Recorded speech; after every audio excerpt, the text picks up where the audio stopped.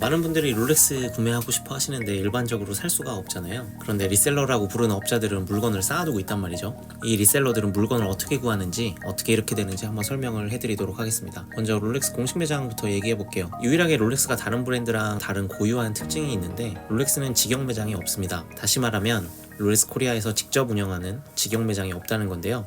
전부 다 라이센스 받아서 판매하는 개인 사업자들입니다. 그래서 롤렉스 강남점, 뭐 어디점, 뭐 이런 식이 아니라 뭐 땡땡워치, 뭐 땡땡로스, 뭐 이런 식이죠. 이거 롤렉스 공식 웹사이트 가셔서 보시면 전부 다 확인하실 수 있는 내용이고요. 직영 매장이 아니라 다 개인 사업자이기 때문에 각 매장이 이익을 극대화하는 방향으로 거래를 하게 됩니다. 자, 그리고 리셀 시장이 있는데 우리나라도 최근 생겨나고 있죠. 뭐 무슨 소리냐? 뭐 예전에도 있었는데 뭐 이렇게 하시는 분들도 있겠지만, 예전에도 있긴 있었는데 전부 밀수품 판매하는 암시장 형태였고, 지금은 롤렉스에 한해서는 어느 정도 양성화된 리셀 시장이 생겨난 것 같아요.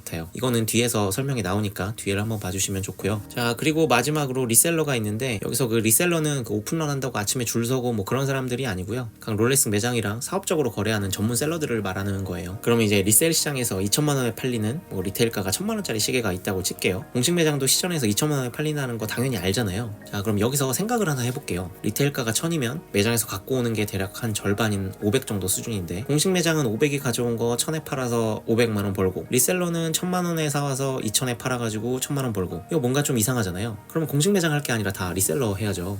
아니, 거래되는 시장도 있고 자기한테 물건도 있으면 그러면 어떻게든 그 프리미엄을 자기가 가져가려고 할 거잖아요. 롤렉스 공식 매장이 완전히 갑이니까요. 그런데 공식 매장은 원칙적으로 프리미엄을 받을 수가 없어요. 정가보다 할인해서 파는 것은 뭐 문제가 없겠지만, 정가보다 높은 가격에 파는 것은 이 부분은 잘 모르겠지만 공정거래법 위반의 소지도 있고, 일단 롤렉스 본사에서 이걸 알았다 그러면 라이센스 잘리는 경우도 있거든요. 그러니까 롤렉스 공식 매장은 뭐 황금알을 낳는 거위나 마찬가지인데, 이런 위험을 감수하면서까지 일반 소비자들한테 프리미엄을 요구하고 그럴 일이 없죠. 그런데 공식 매장에서 안전하게 프리미엄을 받을 수 있는 사람이 있어요. 이게 바로 리셀러들인데요. 사실 리셀러들이랑 롤렉스 공식 매장은 공생관계나 마찬가지예요. 뭐 데이저스트나 뭐 매장에서 잘 안 나가는 모델들 가져가서 뭐 팔아주기도 하고 그렇단 말이죠. 게다가 이 리셀러들은 어디 가서 내가 이 매장에서 롤렉스 받아온다 이렇게 말할 일이 없단 말이에요. 그래서 이 리셀러들이랑 공식 매장은 좀 자유롭게 협상이 가능한데요. 이건 아까 말씀드렸다시피 이건 롤렉스 매장 대부분이 개인 사업자이기 때문에 가능한 건데요. 직영 매장이라면 당연히 딜을 할 수가 없죠. 그 브랜드 자체랑 거래를 해야 되니까요. 그러니까 예를 들면 롤렉스 코리아랑 거래를 해야 되는 거잖아요. 일반적으로 롤렉스 코리아랑 딜을 하려고 하면 뭐라고 하겠어요? 아, 롤렉스 매장 내고 싶다고요?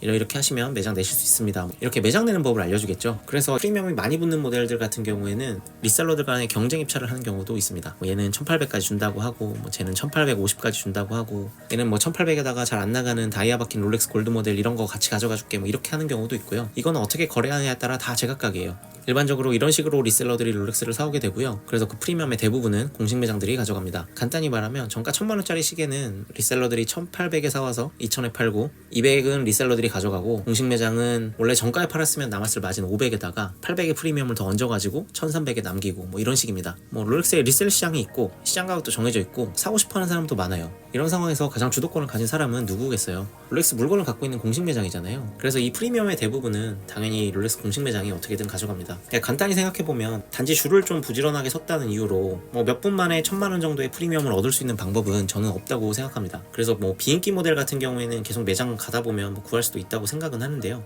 뭐 서브마리너나 뭐 GMT, 뭐 데이토나 이런 것들은 평생 못 구한다고. 인터넷에 보면 뭐 롤렉스 매장에 가서 뭐 업자인 척하지 마라, 뭐 리셀러인 척하지 마라, 실제 구매자인 척해라, 뭐 골드 모델을 사라, 뭐 이런 뭐 여러 가지 얘기가 있는데요. 전부 다 개인 사업자이기 때문에 거래 방식이 다 다르고 제각각이기 때문에 어떻게 하나 콕 집어서 뭐 이렇게 하면 살 수 있다고 말씀드리기는 좀 어렵고요. 그러니까 롤렉스 매장 입장에서 좀 생각을 하셔라. 어떤 식으로 접근하는 손님이 매장에 가장 이익이 극대화될까, 뭐 이런 것들을 위주로 좀 생각을 하시면 좀 더 도움이 될 것 같고요. 몇 년 사이에 우리나라에도 이제 롤렉스 리셀 시장이 좀 생겨난 것 같은데요. 20-30년 전에도 리셀러들은 있었는데 왜 이제야 생겼냐?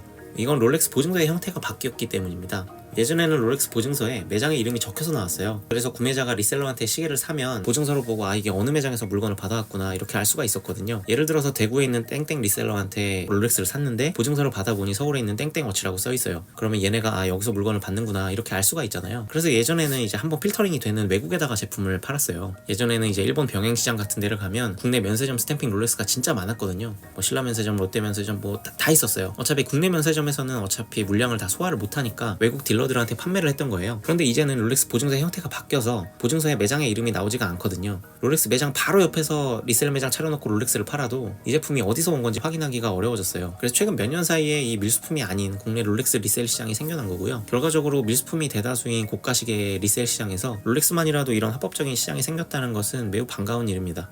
그래서 이 리셀 시장이 어떤 사람들이 생각하기에는 얘네 때문에 가격이 올라가고 우리가 정가에 못 사고 이렇게 안 좋게 보일 수도 있는데요. 반대로 롤렉스를 꼭 사야 하는 실수요자들에게는 좀 더 안전하고 깔끔하게 거래할 수 있다는 장점도 있습니다. 이 리셀 시장에 대해서는 다른 영상에서 한번 더 얘기해 볼게요. 그래서 오늘은 리셀러들은 어떻게 이렇게 롤렉스를 구하는지, 프리미엄은 어떤 식으로 붙는지 이렇게 설명을 드렸습니다. 오픈런하고 줄을 서고 매달 광클해서 예약하고 이제 그런 것들이 외국에는 없는데요. 이 영상이 롤렉스 매장을 매달 예약을 해서 가는 게 맞는지, 멀리 있는 매장이라도 시간 들이고 돈 들여서 가는 게 맞을지 이런 고민을 하시는 분들에게 합리적인 의사결정을 하는데 도움이 되기를 바랍니다. 혹시 이 영상에서 아직 해소되지 않은 궁금증이 있으시거나 꼭 이 영상의 내용이 아니더라도 따로 궁금하신 것이 있으시면 댓글 달아주시면 최대한 성심성의껏 답변을 드리도록 하겠습니다. 구독과 좋아요 한 번만 눌러주시면 앞으로도 소비자들이 합리적인 의사결정을 할 수 있는 그런 도움이 될 만한 영상을 많이 만들어 보도록 하겠습니다. 감사합니다.